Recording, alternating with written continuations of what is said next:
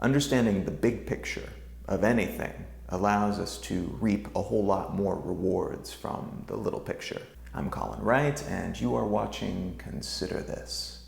It's not romantic to live your life in a fog, any more than it's romantic to live your life with bad eyesight. And yet this is sometimes the way that we approach information and understanding about certain elements of the world. Sometimes you'll hear people say that they'd just rather not know, because it takes away from the mystery and the magic of everyday living to understand how photosynthesis occurs, or how a plant actually makes food for itself out of photons from another heavenly body. They would rather just look at the flower, look at the grass, look at the trees. And in a way, that's an understandable thing. It's understandable that you want to just enjoy the pure, raw beauty of something and the way that it makes you feel. But what's often left out of that discussion is that if you can understand the minutia and you can understand the macro, the big picture of where all those plants fit into the bigger picture, not only do you continue to enjoy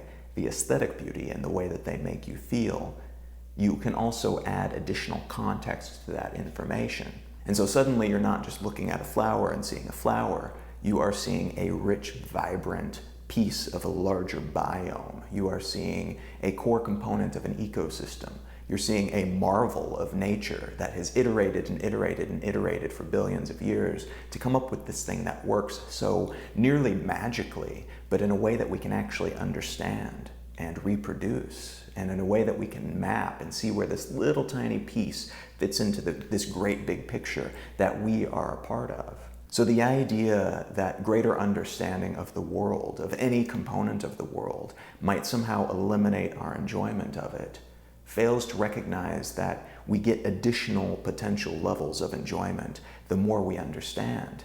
It's kind of just a lazy way of looking at things and saying that what I have now is just fine, I don't need any more. But a person with terrible eyesight, where everything's starting to blur around the edges, who's losing the crispness and the contrast of the everyday world, might very well say the same. And they might say the same without recognizing that if they were just able to focus their vision a little bit better, if they got glasses, if they got contact lenses, if they got LASIK eye surgery, perhaps they would see a whole lot more and enjoy a whole lot more of what's always been there, but which they've failed to recognize. Learning more on any subject is not about losing access to one's imagination. It's giving your imagination more raw materials to work with.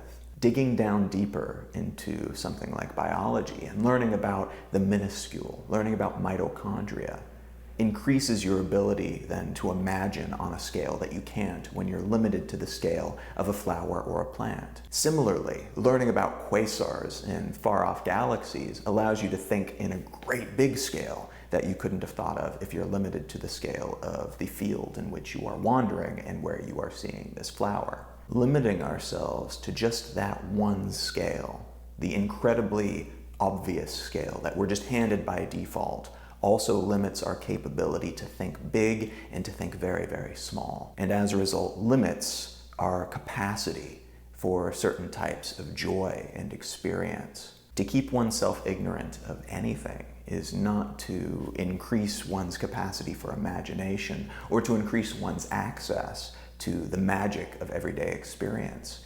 It's to hinder oneself.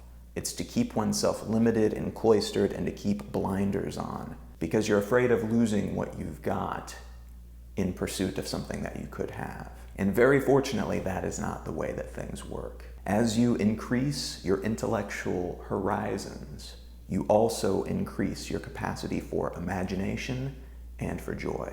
Thank you so much for watching. If you enjoyed this video, a like or a subscribe or a share on social networks or with a friend you think might enjoy this video would be amazing.